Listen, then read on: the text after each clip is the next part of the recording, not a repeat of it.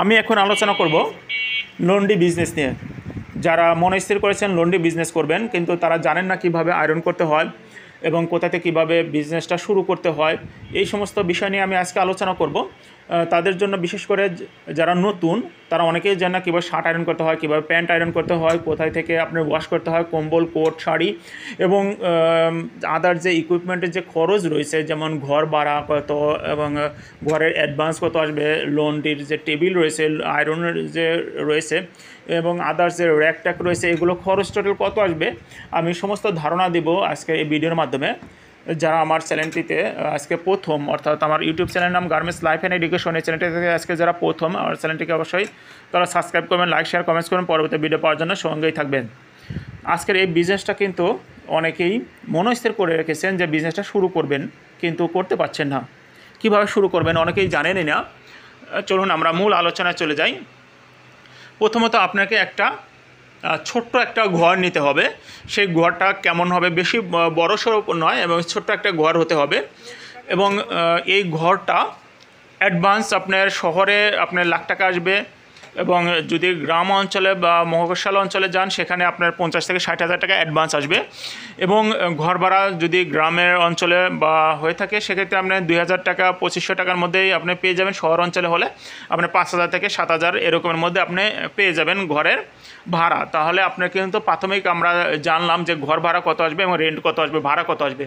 এরপর যে দ্বিতীয় স্টেপ রয়েছে, আপনার প্রয়োজন একটা ট্রেড লাইসেন্স, অর্থাৎ আপনার ব্যবসার জন্য একটা ট্রেড লাইসেন্স লাগবে, সেটা খরচ খুবই কম এবং এর সঙ্গে যেমন আয়রন রয়েছে, আয়রন কিন্তু 3000 থেকে 2500 থেকে 3035-এর মধ্যে আপনি পেয়ে যাবেন এবং আয়রন টেবিল একটা আপনি 1000-এর মধ্যে পেয়ে যাবেন এবং এর যে লাইট ফ্যানগুলো রয়েছে, আপনার লাইট কিন্তু আপনার অ্যাভেলেবল, যে কোনো একটা লাইট আপনার এনার্জি লাইট লাগিয়ে নিতে পারেন অথবা আপনার যে কোনো একটা বাল্ব লাগিয়ে নিতে পারেন। ফ্যান আপনার 3000 থেকে 4000 টাকার মধ্যেই পেয়ে যাবেন এবং এর সাথে যে আদার যে রয়েছে সেটা হলো আপনার একটা র্যাক দরকার কাপড় চোপড় রাখার জন্য। এই র্যাকগুলো আপনি ইজিলি আপনার 5 থেকে 7000 বা 10,000 টাকার মধ্যে আপনি পুরো সেট করতে পারবেন। এছাড়া কিন্তু আর বেশি খরচ নেই, আপনি কিন্তু খরচের আইডিয়া কিন্তু পেয়ে গেছেন। এখন আপনাদের যেটা প্রয়োজন, আপনারা এখানে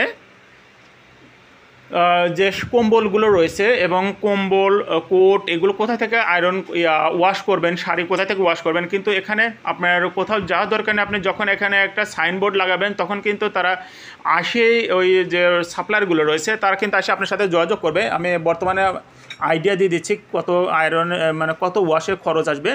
আপনার কম্বল ওয়াশ আপনার 120 টাকা থেকে 100 টাকা থেকে শুরু করে 150 টাকার মধ্যে কম্বল ওয়াশ করা যায় সেক্ষেত্রে। আর আপনার কোট, এটা কিন্তু 180 থেকে 100 এবং 120 টাকার মধ্যে আপনি কিন্তু কোট ওয়াশ করা যাবে।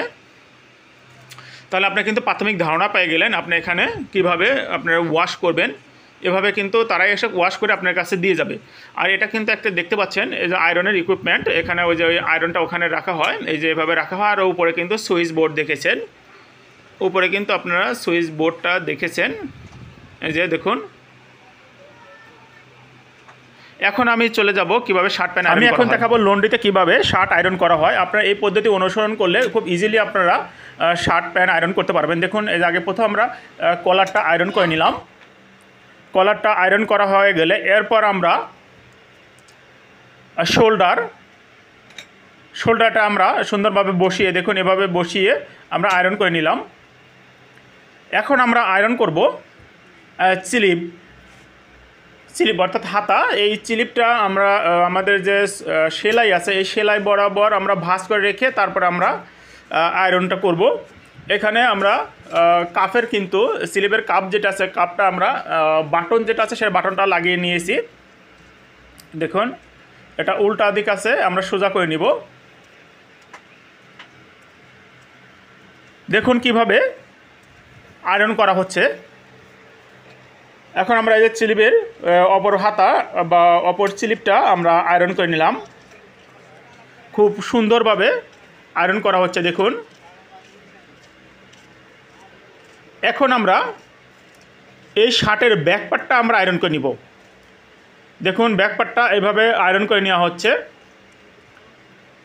ব্যাক পার্ট আয়রন করালে আমরা কলারটা ভাঁজ করে দিয়েছি। ভাঁজ করে দেওয়ার পরে আমরা এখন ফ্রন্ট পার্ট অর্থাৎ সামনের অংশটা আমরা আয়রন করে নিচ্ছি।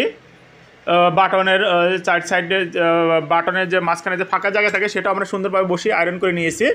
এখন আমরা ফ্রন্ট পার্টের অপোজিট পার্ট এখন আয়রন করে নিচ্ছি। আপনারা এভাবেই আয়রন করবেন, তাহলে দ্রুততার সহিত আপনারা ইজিলি আয়রন করতে পারবেন।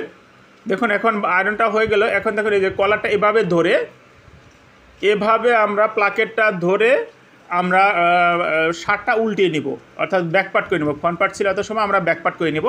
এখন ব্যাক পার্ট আমরা আয়রন করেছি একবার, এরপরে আমরা ফিনিশিংটা দিয়ে নিলাম।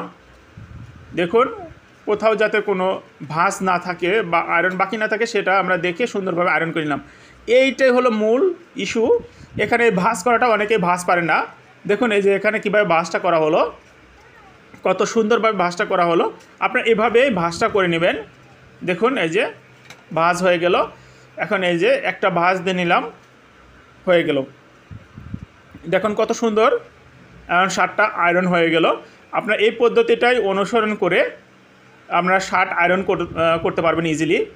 দেখুন কত সুন্দর হয়েছে, ফিনিশিংটা কত সুন্দর হয়েছে। এখন শার্টটা আমি এখন দেখাবো লন্ড্রিতে কিভাবে প্যান্ট আয়রন করা হয়। আপনারা এই পদ্ধতি অনুসরণ করে ইজিলি প্যান্ট আয়রন করতে পারবেন।